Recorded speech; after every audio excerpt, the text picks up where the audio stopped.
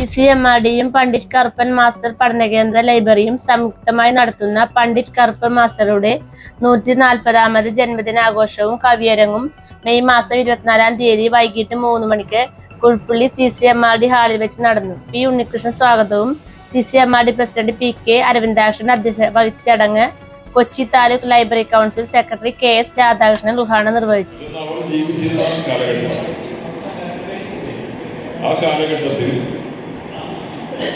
നിസ്വാർത്ഥത്തിന്റെ ഉന്നതിക്ക് വേണ്ടി അവര് നമ്മുടെ മുൻപാകെ വരച്ചു കാട്ടിയ വഴികൾ, ആ വഴിയിലൂടെ എത്രത്തോളം നമുക്ക് സഞ്ചരിക്കാൻ കഴിഞ്ഞു, ഇനിയും അവർ ഉയർത്തിപ്പിടിച്ച കാര്യങ്ങൾ ഈ മണ്ണിൽ ശാശ്വതമായി നടപ്പിലാക്കാൻ കഴിഞ്ഞിട്ടുണ്ടോ എന്നുള്ള കാര്യങ്ങൾ തീർച്ചയായും നാം ഒരു ആത്മപരിശോധനയ്ക്ക് വിധേയമാണ്. അവിടെ വളരെ പാവപ്പെട്ട ഒരു കുടുംബത്തിൽ പാപ്പു, പിതാവിന്റെ പേര് പാപ്പു, ആ കുടുംബത്തിൽ ജനിച്ച അദ്ദേഹം കേവലം 53 വയസ്സ് വരെ മാത്രമാണ് ജീവിച്ചത്. 1938 മാർച്ച് 23 അദ്ദേഹം മരണപ്പെടുകയാണ്. അതിനിടയിൽ ജാതി വ്യവസ്ഥകൾ നമ്മുടെ സമൂഹത്തിൽ മലീനസമായ അന്തരീക്ഷം സൃഷ്ടിച്ച സാഹചര്യത്തിലെല്ലാം അദ്ദേഹത്തിന്റെ സാഹിത്യ സൃഷ്ടികളിലൂടെയും അദ്ദേഹത്തിന്റെ പ്രവർത്തനങ്ങളിലൂടെയും മാറ്റങ്ങൾ ഉണ്ടാക്കാൻ കഴിഞ്ഞു എന്നുള്ളത് ഒരു വലിയ നേട്ടം തന്നെയാണ്. നമുക്കറിയാം, ശ്രീനാരായണ ഗുരു, പണ്ഡിറ്റ് കറുപ്പൻ, അയ്യങ്കാളി തുടങ്ങിയിട്ടുള്ള ആചാര്യന്മാരെല്ലാം ഈ മണ്ണിന്റെ സാംസ്കാരിക സാമൂഹ്യ വിളനിലമാക്കി മാറ്റുന്നതിന് ഒരുപാട് സംഭാവനകൾ നൽകിയിട്ടുള്ള വ്യക്തിത്വങ്ങളാണ്. ഈ സന്ദർഭത്തിൽ CCMRD എന്ന് പറയുന്ന ഒരു സംഘടനയും അതിനോട് ചേർന്ന് നിന്നുകൊണ്ട് ഇത്തരത്തിലുള്ള ഒരു സ്ഥാപനം, ഒരു വായനശാല രൂപീകരിക്കാൻ കാണിച്ച നല്ല മനസ്സാണ് നാം ഇവിടെ ബഹുമാനിക്കുന്നത്. കാരണം CCMRDയുടെ ലക്ഷ്യം മറ്റൊന്നാണെങ്കിൽ വായനശാലയുടെ ലക്ഷ്യം കൂടെ സെക്രട്ടറി പറഞ്ഞു. ഇതിൽ ജാതിയോ മതമോ മറ്റു തരത്തിലുള്ള വേർതിരിവുകളോ ഒന്നുമില്ലാതെ ആർക്ക് വേണമെങ്കിലും മെമ്പർഷിപ്പ് നൽകുന്ന ഒരു വലിയ ജനകീയ പ്രസ്ഥാനമായി വായനശാലയെ മാറ്റിയെടുക്കും, അതിനുള്ള പ്രവർത്തനങ്ങൾ നടത്തുന്നുണ്ട് എന്നാണ് പറഞ്ഞത്. അതിന്റെയാണ് വായനശാലയുടെ ലക്ഷ്യം. നമ്മുടെ അറിവ് വർദ്ധിപ്പിക്കുന്നതോടൊപ്പം തന്നെ പൊതുസമൂഹത്തിനിടയിൽ ഒരു കൂട്ടായ്മ വളർത്തുന്നതിന് ബന്ധശ്രദ്ധമായി പ്രവർത്തിക്കുന്ന ഒരു വലിയ പ്രസ്ഥാനമായി ഇന്ന് കേരളത്തിൽ നമ്മുടെ ഈ സാംസ്കാരിക മേഖല മാറിയിട്ടുണ്ട്. പുലയർ ജീവിച്ചിരുന്നൊരു പ്രദേശം നമ്മുടെ നാട്ടിലുണ്ടായിരുന്നു. ആ നാടിന്റെ പേരാണ് പനമ്പുകാട്. ഈ പനമ്പുകാടത്തെ പുലയർക്ക് തല്ലുകൊള്ളാതിരുന്നതിന്റെ പ്രധാന കാരണം കറുപ്പമാഷായിരുന്നു.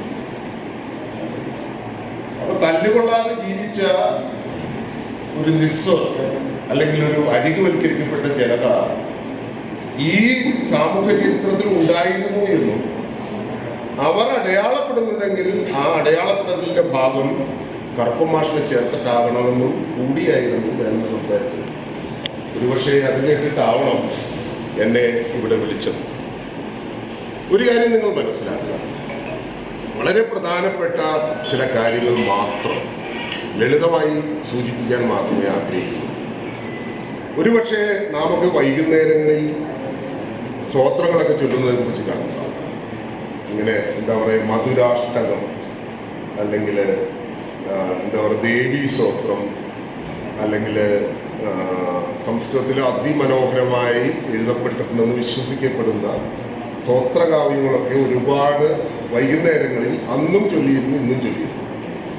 പക്ഷെ ഒരു തലമുറ ചൊല്ലിയിരുന്നത് ജാതിക്കുമ്മിയായിരുന്നു. വൈകുന്നേരമാകും ഒരു തലമുറ വൈകുന്നേരം ചൊല്ലിയിരുന്ന പ്രാർത്ഥനാ ഗാനങ്ങളിൽ ഈ നാട്ടിലെ അരികുവൽക്കരിക്കപ്പെട്ട പീഡിതരായ ഒരു ജനത വൈകുന്നേരം ചൊല്ലിയിരുന്ന പാട്ടുകളായിരുന്നു ജാതിക്കുമ്മി. അപ്പൊ എത്ര കണ്ട് സാഹിത്യത്തിലൂടെ സാമൂഹ്യ പരിഷ്കരണം നടത്താൻ പറ്റുമെന്ന് വെറുതെ അല്ല കേട്ടോ, സാഹിത്യത്തിലൂടെ സാമൂഹ്യ പരിഷ്കരണം നടത്താൻ പറ്റുമോ? അതെങ്ങനെ സാധിക്കുന്നത്? നമ്മളെല്ലാവരും ഒരു തൂലിക പടവാളാക്കി. അങ്ങനെ തൂലിക പടവാളാക്കി എന്ന് പറയുമ്പോൾ തൂലിക പടവാളായ എത്ര എഴുത്തുകൾ ഇവിടെ ഉണ്ടായിട്ടുണ്ടെന്ന് നോക്കണം. യഥാർത്ഥത്തിൽ തൂലിക പടവാളാക്കിയ എഴുത്തായിരുന്നു അദ്ദേഹത്തിന്. യഥാർത്ഥത്തിൽ തൂലിക പടവാളാക്കിയത്. അതെങ്ങനെയാ സാധ്യമായത്? ഞാൻ വരുന്നത് കറുപ്പനാശൻ നടന്നു തുടങ്ങിയ നാട്ടിൽ നിന്നാണ്. ഒരുപക്ഷെ ആ പ്രദേശത്തു നിന്നാണ്. ഒരുപക്ഷെ മാഷിനൊക്കെ അതറിയാം. മംഗലപ്പള്ളി എന്ന് പറയുന്ന മംഗലപ്പള്ളി കൃഷ്ണനാശാന്റെ മുറ്റത്തു നിന്നും തുടങ്ങിയ നടപ്പ് ഇവിടത്തെ ഇപ്പോഴത്തെ കനകക്കുന്നല്ല, തൃപ്പൂണിത്തുറയിലെ കനകക്കുന്നിൽ അവസാനിക്കുന്നത് വരെയുള്ള കറുപ്പൻ മാഷിന്റെ ഒരു ജീവിതം എന്ന് വെച്ചാൽ മംഗലപ്പള്ളി കൃഷ്ണനാശാന്റെ മുറ്റത്ത് നിന്ന് സംസ്കൃത പഠനം തുടങ്ങിയ ചെറായിക്കാരനായ ഞങ്ങളുടെ അയൽവക്കമായിട്ടുള്ള മംഗലപ്പള്ളി കൃഷ്ണനാശാന്റെ മുറ്റത്ത് നിന്ന് ചെറായിൽ നിന്ന് ആരംഭിച്ചൊരു യാത്രയുണ്ട്. ആ യാത്രക്കൊപ്പം നമ്മളൊന്ന് സഞ്ചരിച്ച് നോക്കിയാൽ നമുക്ക് ചിലതൊക്കെ മനസ്സിലാക്കാൻ പറ്റും. ഇന്ന് സാധിക്കുമോ? നമ്മൾ ലളിതവൽക്കരിക്കരുത്. സഭകൾ ഉണ്ടാക്കാൻ വേണ്ടി സ്വന്തം ജോലി ഉപേക്ഷിച്ചൊരു മനുഷ്യൻ. അപ്പൊ സഭകൾ എങ്ങനെ ഉണ്ടാവുന്നത്? ഈ സഭകൾ എന്ന് കേൾക്കുമ്പോൾ നമ്മൾ ആ അന്നത്തെ കാലത്ത് ഒരു സഭയുണ്ടാവുക എന്ന് പറയുന്നത് അത്ര എളുപ്പമല്ല. അതിൻ്റെയൊക്കെ വെറുതെ പേരുകളുടെ തലക്കെട്ടൊന്നും എടുക്കാം. പ്രബോധ ചന്ദ്രോദയ, സുധർമ്മ സൂര്യ. ഈ പ്രബോധ ചന്ദ്രോദയും സുധർമ്മ സൂര്യയും ഒക്കെ തലക്കെട്ടുകളായി സഭകളുടെ എടുക്കുകയാണ്. കല്യാണദായിനി. ഒരു സമുദായത്തിന് കല്യാണം, സമാധാനം, ശാന്തി, ഈ വാക്കുകളൊക്കെ നമ്മൾ വളരെ ശ്രദ്ധിക്കണം കേട്ടോ. കറുപ്പമാഷുമായിട്ട് ബന്ധപ്പെട്ട് കറുപ്പനല്ല കേട്ടോ, കറുപ്പനല്ല. അത് ഡോക്ടർ പൽപ്പു കറുപ്പമാഷിനെ ആദ്യമായി കാണുമ്പോൾ ഇത് കറുപ്പൻ എന്ന് പറയുമ്പോൾ അങ്ങനെയാണെങ്കിൽ ഇത് അർദ്ധരാത്രി എന്ന് പൽപ്പു പറയുന്നു. 1912 ജാതിക്കുമ്മി പ്രസിദ്ധീകരിക്കുന്നത്. ജാതിക്കുമ്മി എന്നുള്ള പേരിൽ തന്നെയുണ്ട് ഈ പാട്ടിൻ്റെ ഈണ, കുമ്മി. 5 വരികളിലായി 141 പാട്ടുകളാണ് ജാതിക്കുമ്മിയിലുള്ളത്. അത്രയും പാടുക എന്ന് പറഞ്ഞാൽ ദുഷ്കരമാണ്. വീട്ടിലിരുന്ന് വെറുതെ പാടുക എന്നല്ലാതെ ഒരു സദസ്സിൽ, ഒരു വേദിയിൽ അത് അവതരിപ്പിക്കാൻ നമുക്ക് ബുദ്ധിമുട്ടാണ്. ഏതാനും ചില വരികൾ മാത്രമേ ഞാനിവിടെ ആലപിക്കുന്നുള്ളൂ.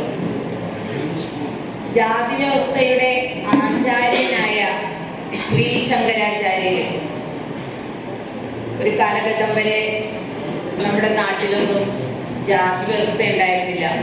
അതിന് തുടക്കം കുറിച്ചത് ശ്രീ ശങ്കരാചാര്യരാണ്. ഈ പാട്ടിലെ ജാതിക്കുമ്മയിലെ കഥാപാത്രങ്ങളിൽ ഒന്നാണ് ശ്രീ ശങ്കരാചാര്യർ.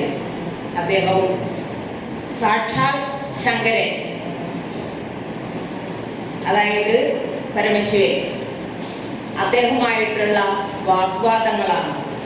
ആ ശങ്കരന്റെ, പരമശിവന്റെ സ്ഥാനത്ത് നിന്നുകൊണ്ട് വാഗ്വാദം നടത്തുന്നത് നമ്മുടെ കറുപ്പൻ മാസ്റ്ററാണ്. അപ്പോൾ കവിതയിലേക്ക് കിടക്കുകയാണ്. കുമ്മീണമാണ്. ശ്രീ ശങ്കരാചാര്യ സ്വാമി മുന്നം കാശിയിൽ വച്ചു കുളി കഴിഞ്ഞു. ഈശനെ കാണുവാൻ പോയപ്പോൾ ഉണ്ടായ പേശലിതു കേൾക്കയോഗ പെണ്ണെ, ഇത് മോശത്തരം തീർക്കും ജ്ഞാനം പെണ്ണെ. തിങ്കൾ തലയൻ, അതായത് പരമശിവൻ, തിങ്കൾ തലയൻ പറയനുമായി ശങ്കരി എന്ന പറച്ചിയുമായി. ശങ്കരി അദ്ദേഹത്തിന്റെ ഭാര്യ ശ്രീ പാർവതി.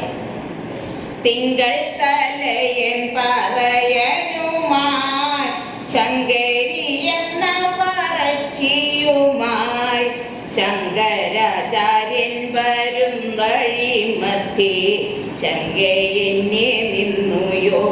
പെണ്ണെ തെല്ലോരംഗമുണ്ടായപ്പോൾ ജ്ഞാനപ്പെണ്ണെ കെട്ടിയ പെണ്ണുമായി മാർഗമധ്യം മുട്ടിച്ചിടാതെ വഴി മാറടാ കട്ടിയിലിങ്ങനെ ആചാര്യ സ്വാമികൾ തട്ടിക്കേറിയല്ലോ യോഗ പെണ്ണെ നാടൻ മട്ടിതല്ലോ ഇന്നും ജ്ഞാനപ്പെണ്ണെ ആട്ടിയ നേരത്തു ചണ്ടാളൻ മറ്റൊന്നു മാറി മുഖം കറുത്തു പെട്ടെന്നു ചൊല്ലി ഞാൻ കാര്യം ഗ്രഹിയാതെ വിട്ടൊഴിയില്ലടോ യോഗ പെണ്ണെ ഇത് മുട്ടാളത്തമല്ലേ ജ്ഞാനപ്പെണ്ണെ ജാതിഹീനൻ നീ പറയനല്ലോ ജാതിയിൽ മുൻപ് ഞാൻ ബ്രാഹ്മണനും ഓതിയാലപ്പോൾ നീ ഓടണ്ടേ മാറണ്ടേ നീതി കൈകൂപ്പണേ യോഗ പെണ്ണെ നിന്റെ യാതിക്കാതിക്കതു കൊള്ളാം ജ്ഞാനപ്പെണ്ണെ. കവിതലേഖൻ പണ്ഡിറ്റ് കറുപ്പൻ മാഷയുടെ 140-ാം ജന്മവാർഷികം ഇന്ന് CCMRDയും പണ്ഡിറ്റ് കറുപ്പൻ പഠനകേന്ദ്രം ലൈബ്രറിയും സംയുക്തമായി ആഘോഷിക്കുകയാണ്. ഈ ദിനത്തിന് വളരെയധികം പ്രാധാന്യങ്ങളുണ്ട്. എന്തുകൊണ്ടെന്നാൽ കേരളത്തിലെ ആദ്യത്തെ വിപ്ലവ കവിയായ ശ്രീമാൻ പണ്ഡിറ്റ് കറുപ്പനിൽ നിന്നാണ് ഇവിടെ ജാതി വ്യവസ്ഥയ്ക്ക് നേരെ നടന്ന ആ സമരത്തിൻ്റെ ആരംഭം കുറിക്കുന്നത്. ആ സമരത്തിൽ നിന്നാണ് കേരളത്തിൽ ഒരു വിപ്ലവാഗ്നി തന്നെ പൊട്ടിപ്പുറപ്പെടുന്നത്. അങ്ങ് തിരുവനന്തപുരം സൈഡിൽ നിന്നും കേരളത്തിൻ്റെ തെക്ക് സൈഡിൽ ശ്രീനാരായണ ഗുരു ആരംഭിച്ചപ്പോൾ മധ്യ കേരളത്തിൽ പണ്ഡിറ്റ് കറുപ്പൻ്റെ നേതൃത്വത്തിലായിരുന്നു ജാതി വ്യവസ്ഥയ്ക്ക് നേരെയുള്ള ഒരു സമരം പൊട്ടിപ്പുറപ്പെട്ടതും അതിനെതിരെ സമാന ജനവിഭാഗങ്ങളെ സംഘടിപ്പിക്കുന്നതും ലോകചരിത്രത്തിലാദ്യമായി തന്നെ ഒരു കായലിൽ ഒരു സമ്മേളനം സംഘടിപ്പിക്കുന്നതും ഈ നാട്ടിലാണ്. നാം ഒരിക്കലും പണ്ഡിറ്റ് കറുപ്പനെ മറക്കുവാൻ പാടില്ല. പണ്ഡിറ്റ് കറുപ്പൻ ഒരിക്കൽ പറഞ്ഞിട്ടുണ്ട്, പശുവിനെ തല്ലിയാൽ ചോദിക്കാൻ ആളുണ്ട്, പക്ഷേ ഒരു പുലയനെ തല്ലിയാൽ ചോദിക്കാൻ ആരുമില്ല. ഇന്ന് ഈ വാചകത്തിന് ഒരുപാട് പ്രസക്തിയുണ്ട്. നാം ആ വഴിയിലൂടെ ഇനിയും സഞ്ചരിക്കേണ്ടതുണ്ട്. പണ്ഡിറ്റ് കറുപ്പൻ്റെ ദീപ്തമായ സ്മരണകൾക്ക് മുമ്പിൽ നമിച്ചുകൊണ്ട് CCMRDയും പണ്ഡിറ്റ് കറുപ്പൻ വായനശാലയും പ്രണാമം അർപ്പിക്കുന്നു. ഈ ചാനൽ ഷെയർ ചെയ്യുക, സബ്സ്ക്രൈബ് ചെയ്യാൻ മറക്കരുത്.